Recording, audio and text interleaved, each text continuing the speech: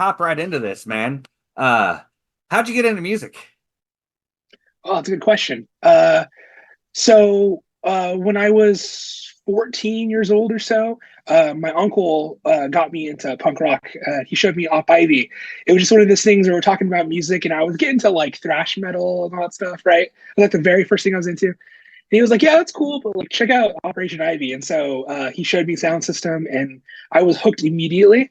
And I was like already learning how to play guitar lessons when I was 12. But by the time he showed me Op Ivy when I was 14, it was like that's all I wanted to learn how to play was like ska punk. So I remember I just learned like got a bunch of Op Ivy songs, Choking Victim songs, tried to learn Streetlight songs as best as I could at that age. And yeah, it was just like a rabbit hole from there. I just kind of kept going and never left it.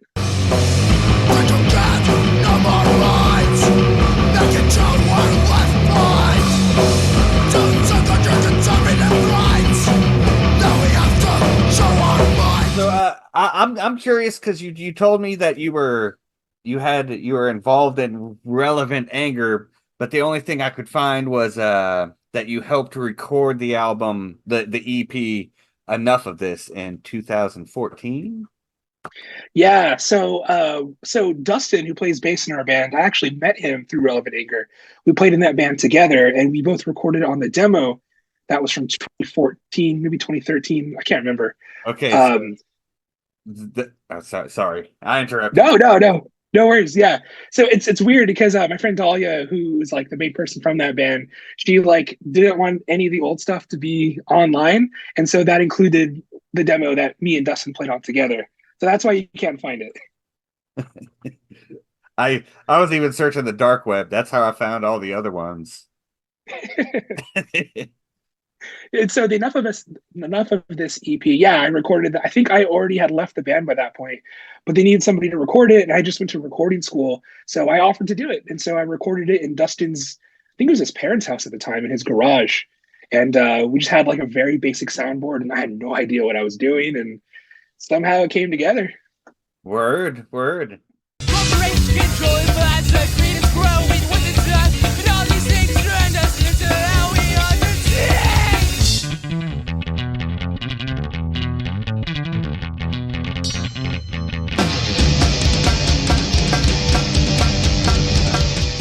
Let's let's get into Noise Complaint. Was this your first musical project? Like, cause 2013 you released Cultural Wasteland and right, yeah. Tell me about how that band got together.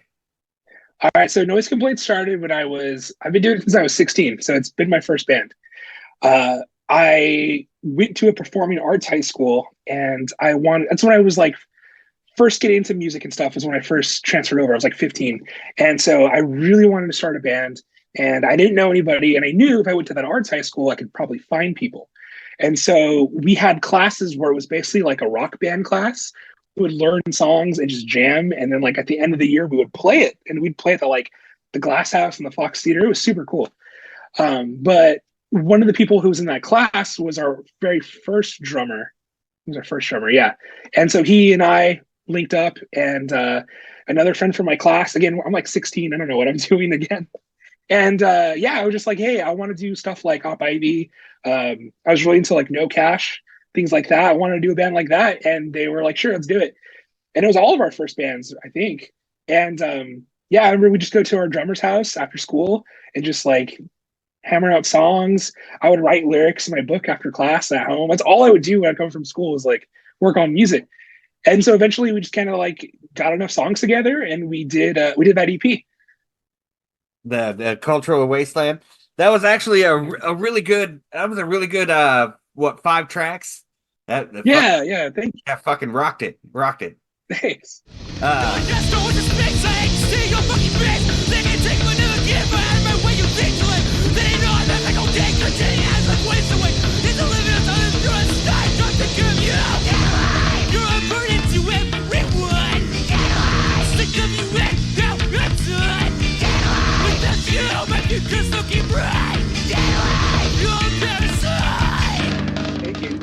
And then the next year, you recorded a full length, your first full length, Parasite, which was another fucking awesome release. Like, um, for being that young, I'm surprised that all that came out so well. I appreciate you being kind, but honestly, I'm kind of ashamed of Parasite, and it's a bummer because people like it. Parasite had a lot of story behind it, actually. So, yeah, I wrote those songs in my senior year in high school, and as I was graduating, and we recorded with somebody who worked out of a music store next to my high school in Pomona, California.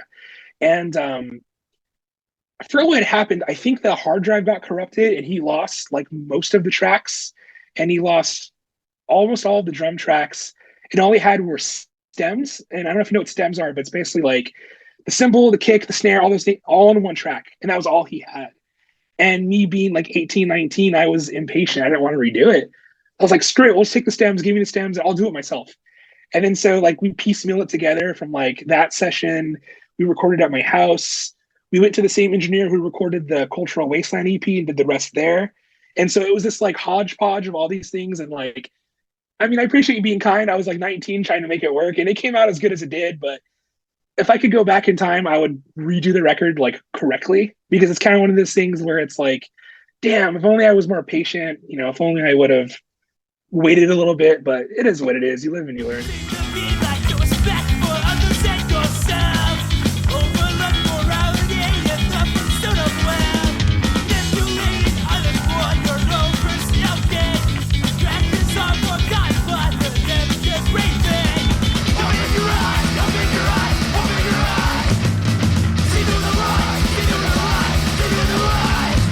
Okay, well, tell me about the your next EP, that which the quality on the recording for the self-titled Noise Complaint EP, it was a step forward, right? The For tone on the sure. Yeah. guitar was a lot better. Uh, but I mean, those early albums are still good. But tell me about Noise, the self-titled. So the self-titled, that was 2015. Yeah, so Parasite came out, it was what it was, and I was a little bummed. And I think I want to do something kind of different. Because Parasite was very aggressive, it was very dark and noisy. And so I wanted to do more melody. And at that point, I started to get more into bands like Jawbreaker and Dag Nasty and more like those kinds of punk bands. So I wanted to kind of put some of that melody in the Noise Complaint songs. And I think for what it was, it actually came out pretty good. I mean, it still wasn't quite there. I feel like it's still kind of janky at times, but when it does come together, like the songs, like I'm actually kind of proud of the one still. Um, so that one we recorded. We actually went back to the guy who did the first EP and we recorded with him. So I think that's why it's a little bit better, because it's like, okay, I'm not going to do it myself. I'm hands off. I'm going to let someone else do it. Word.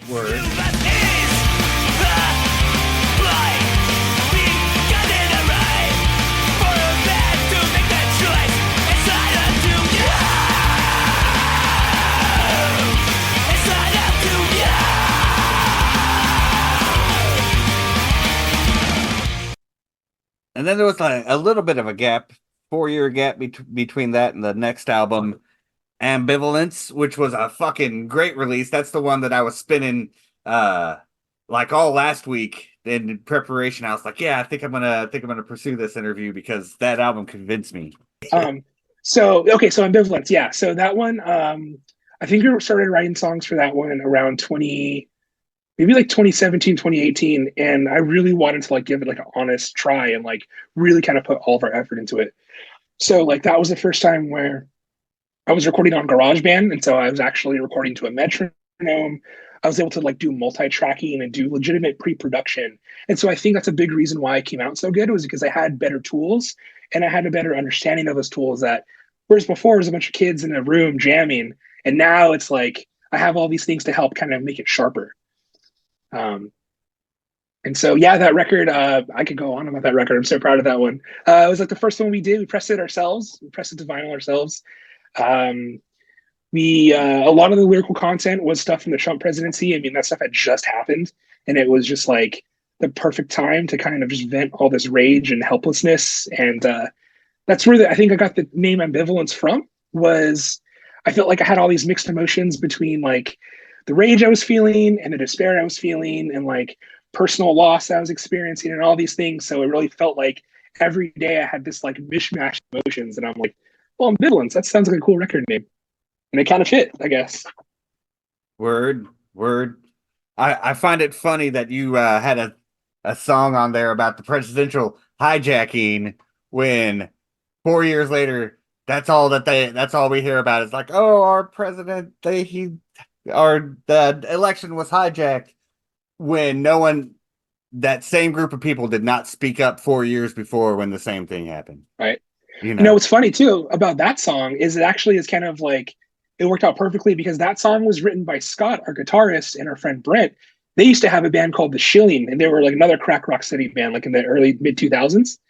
And they had a song that was their song called Hijack Presidency. They named it all the way back then. And then Scott showed me that song, and I was like, dude, this is perfect. Let's use it. And so they already wrote the song. We just took it, I added lyrics over it because the original didn't have lyrics. And it was just kind of like it came together like, peanut butter and jelly. it did. It did. That shit was rocking. I love Thanks. that album. Yeah. Evolution of this nation is a force between white supremacy. Evolution of this nation. We need something more. Justice for all of the dead. Killed in the streets or asleep in their bed. Lives ended too soon. Stolen by sanctioned assassins in blue. Rooted in slavery, enforcing hierarchy, an institution that can't be reformed. Burn down this model of the subjugation with systemic racism at its core. And then in 2022, you did a split with the Upfucks, which was a fucking phenomenal EP on your side. I guess you would. I don't know how you view a split. I mean, is it a full album or is it two EPs put together? I don't think there's a wrong way to look at it. I think both are valid choices. Word, word. But yeah, that shit kicked ass. That's what actually got my attention in the first place because I was listening to that because of the Upfucks. And oh, hold on. My phone. You need my phone? Here you go, beautiful. Oh, she needed my phone. Sorry. Yeah, you're good. Ah, what was I saying? Oh, yeah. I was listening to the Upfucks exploring their discography recently, and that's when I first come across your band, was because you did that split. And then Adam brought you up the other day, which made me listen to Ambivalence, which, I'm glad I go down these rabbit holes all the time, and it's fucking great, you know. That's really cool. I'm like really flattered that Adam brought us up because Adam's been a huge influence on my songwriting since I was in high school, honestly. Like, so that's really cool. Like, I really appreciate that. Word, word. So Yeah, but this, sorry. oh, no, go ahead. Go ahead. Sorry. Go ahead. So let's talk about this release with the Upfuck split. Okay, so the Upfuck split. So we did Ambivalence. We toured on it. Then the pandemic happened. We had a whole tour planned for 2020, and then of course, all that happened. So we had to scrap it, and then we just kind of survived that era. And then I was already working on new songs because I had nothing to do like everybody else, right? And so I was working on what would become Plague Rats. And I remember Mike from Bad Time Records was putting together the Shape of Ska Punk to Come Volume 2. And he was asking for bands. And so our friend Brent asked us, he recommended us to Mike, and Mike asked us if we'd like to contribute a song. So thankfully, I already had that song I was working on. And so how did we do it? I think I recorded most of it in my room on my computer, like Ambivalence. And then I sent it to the other guys and I had them practice along to it. And then I don't think we practiced it before we recorded. I think we just went to the studio and just did it. Um, and it was weird because in middle of the pandemic, we're all masked up, we're all spaced apart, trying to like not kill each other, but somehow trying to record, and we did it. And so we recorded Plague Rats. We gave it to Mike. Mike liked it, and he was like, "Yo, this is rad. We should do it together." And I was like, "Dude, hell." So he said, "You want to do like a full length or something?" And I said, "I'm open to whatever." And Mike said, actually, there's this band called the Upfucks. I think you guys would be a great fit. And I already knew the Upfucks because Kyle played guitar with Choking Victim when they were touring. And so that's how I met Kyle. So we're already kind of friends online. And so when you mentioned the Upfucks, it was like, dude, it was a no-brainer. Like, of course. It's like the only band. I can't imagine anybody else. And that's how that happened. And so we just kind of each worked on our own corners. So we worked on our own songs. We didn't share them. And then we both sent them in. And then we heard the finished product at the end. And it was like, dude, it was so cool. Like I remember hearing the Upfuck songs at work, Kyle sent me the demos, and I was like, "Oh my god, these are so much better!" What the fuck? I'm like, your guys' side is so good. He's like, "Oh, your guys' side is better," and so it was like a really cool, um, like what's the word? Encourage. There's like a lot of encouragement, and so that made it a really good experience. Word, word.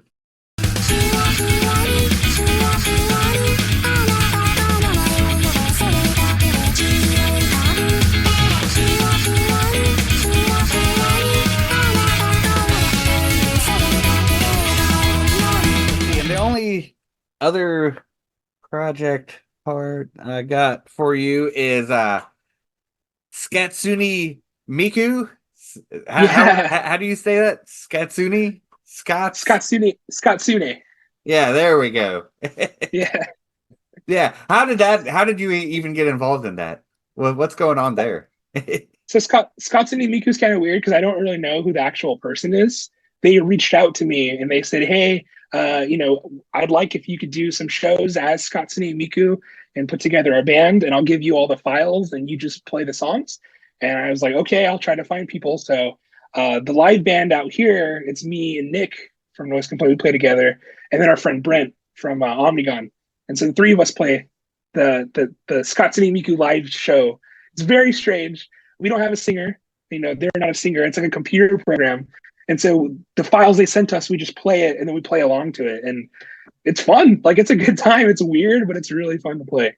Yeah, you got a digital diva for a lead singer. Yeah, literally Digital Diva. Yeah, yeah. The more I looked into that, I was like, "What's going on there?"